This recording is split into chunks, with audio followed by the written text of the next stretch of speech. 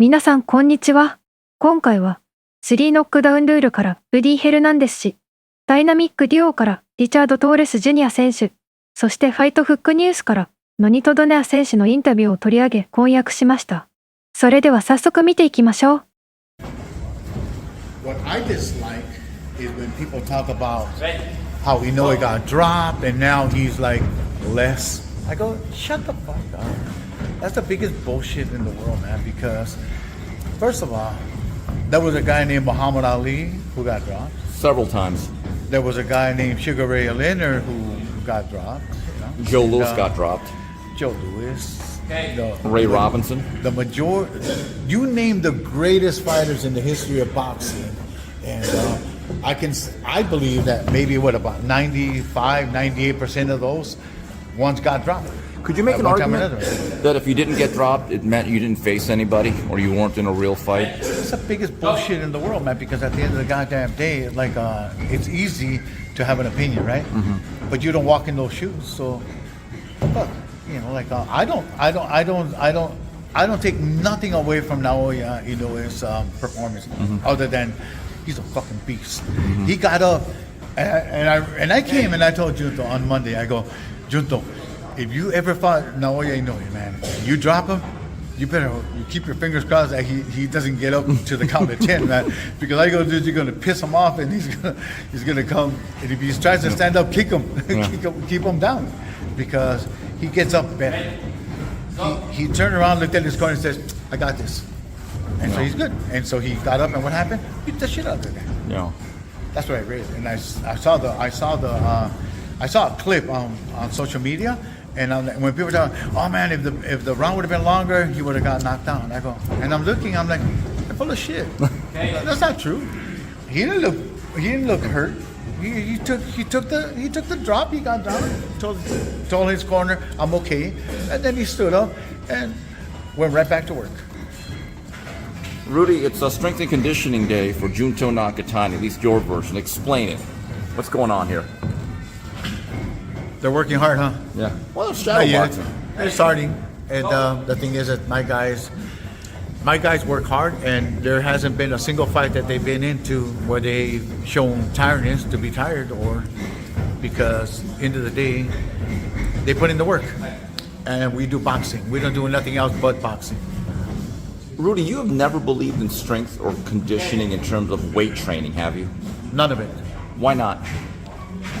Because it's a different sport. There's no other sport like boxing. No other.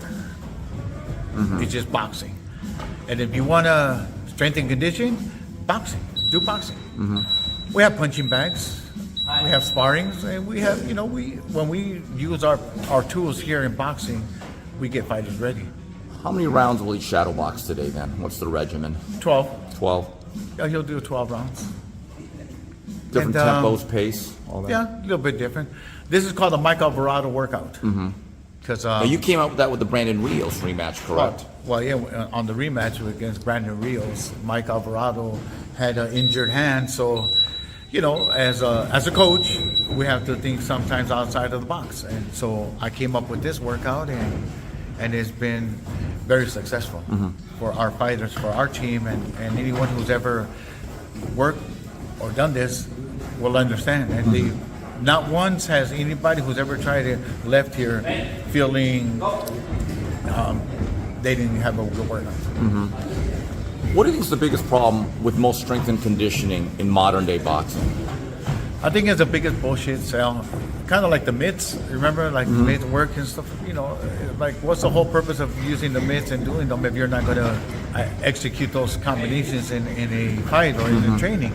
Like I've told you before, I believe that there's two guys that you can watch them doing those mitts, and they do them in fights. Naoya Inoue and Juan Manuel Marquez. Right. Juan Manuel Marquez did it first, and everything that he did on those mitts, he would do them in fights. You can see them. Rudy, you've told me in the past, you think that modern day strength and conditioning, when it has to do a lot of weights or resistance, you think they can actually overtrain a fighter, right? Well, let me ask you something. Since we had that strength and conditioning, how many exciting fights have we had since? All these guys have these muscles and everything else, and well, let's go back to this past weekend. One of those fights was considered is ranked now number one ever as the fight that threw the least punches in the fight. And they were well conditioned, supposedly. But they did their strength and conditioning, and but I didn't see none of that works that they do. I don't see them in fights. And if you look at the fighters from before, they would fight from round 1 to round 15. Today, you don't have that activity. You don't have the same activity. You don't have, it's like boxing can get kind of boring because when you have a fighter who only throws like 1-2, 1-1-2, I mean, they're very predictable. I mean, the fights are not as exciting. Rudy, so Junto and the rest of your boxers, they'll do a shadow box workout once a week. Is that the schedule? No, they do it 3 times a week. Really? Yeah, Tuesday, Thursday, and Saturday. Wow. But they're ready. I answer to no one, man, so I don't care. 次はリチャード・トーレス・ジュニア選手のインタビューです。トーレス選手は、2020年東京オリンピック、スーパーヘビー級の銀メダリストで、プロ転向後の現在は、13戦13勝 11KO という成績を持つ、注目のヘビー級ボクサーです。Dynamic duo here with Richard Torrez Jr. Yes, sir. What's up? All right. Give me your thoughts on the main event. I mean, wow, that was a fight. Wow, it was crazy. I feel like these fights really brought back the weekend. Everyone's kind of saying, "Oh, this weekend was such on a downtrend." It didn't really live up to expectations. These fights did, man. These fights were epic. It was a high contrast. It was a great performance from both ends, and I'd love to see it. Now, what's your thoughts on Espinosa's fight? I thought it was a good fight too. I think he got in there like he wanted to fight. You know what I mean? Which was like interesting to me because I think like what he was doing was working really well, staying on the outside and just punching. But he kind of wanted to make it more of a fight, and that was kind of cool. But I don't know if I do it myself, but he got in there and he got the victory too. So far, through the entire weekend, what was your favorite fight for the main events? Definitely this last one, yeah. Anyway, man, that fight went crazy, and I think it was because the drop in the second, it was the second round, right? Yes, second round. Just made everyone kind of root for that underdog, but everyone still loved Inoue at the same time, So like that gave a strange feel to the fight where you wanted both guys to win, 最後に、最近、リングへの復帰を表明した、ノニト・ドネア選手のインタビューです。Now, Nonito Donaire, the monster saved the weekend that weekend, Anyway, he went to Las Vegas, he showed out, he got dropped, he came back, he faced adversity. You've been in the ring with that man twice. How did you see that performance of a great fight with another pro box fighter? He showed up. That's the thing was he showed up and he showed a lot of people not only that he's vulnerable, but he has the will to win as well. That it don't matter if you drop me, I'm gonna still knock you out. That's pretty much what he did, and you got to give a big credit and respect to Cárdenas. And then Espinosa in the co-main event. I mean, I was very impressed on how he fought. Yeah, the whole card was a spectacular card by Top Rank. MJ is gonna be fighting Inoue.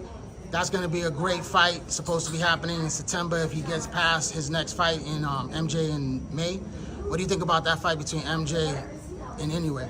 I think he's gonna give Inoue a run for his money. I mean, MJ southpaw, and we see that Inoue gets caught with southpaw or left hook or overhand left. So something that we see in him was vulnerable to that. Now, is he able to adjust? I mean, the guy's a fighter too, so we'll see. I think it's gonna be a good fight. Now, what's going on with you? You coming back into the ring? Yes, sir. I'm coming back. We're getting our plans together, but definitely coming back real soon. It's gonna be a bantamweight? Yes, sir. It'll be a bantamweight fight, and it'll be a special fight. こちらは、井上尚弥 vs ラモン・カルデナス戦の後に WBC が投稿した記事です。記事によると、ドネア選手はバンタム級のチャンピオンたちとの対戦に意欲を示しており、井上選手の弟である拓磨選手との対戦についても言及しています。またドネア選手は、井上の試合を見て、またリングに戻りたいという気持ちが湧いてきた、と語り、バンタム級での復帰に意欲を見せるとともに、世界王座の奪還、そして将来的には中谷潤人選手との統一戦を目指すとしています。Now, I know you say you'll never fight Bam. You got a lot of respect for him. He's fighting in Texas against another world champion in a unification match. What do you think about that fight? Bam's a special kid. You know, Bam's a special guy. He's done and showed what he's capable of, and I expect him to do the same like he's done every time he stepped in that ring. Are you looking at guys like Estrada to come back against, or somebody like Chocolito? We already asked them that none of them wanted to fight me, you know. We had set up a fight with them, but unfortunately at the end of the day, they didn't want that fight. So it is what it is. On to the next. On to the next. All right, champ, thanks for your time. Thank God you, brother. bless. Have a great I knew I was up. Like, honestly, I had a moment there 6 rounds in where I was thinking, fuck, like, I feel like I haven't been touched on. And we were starting to press the pace. I think it was round 8. I slipped on the canvas and he did hit me with a good shot straight on. I felt my eye puff up straight away. Freaking wasn't stung or anything, but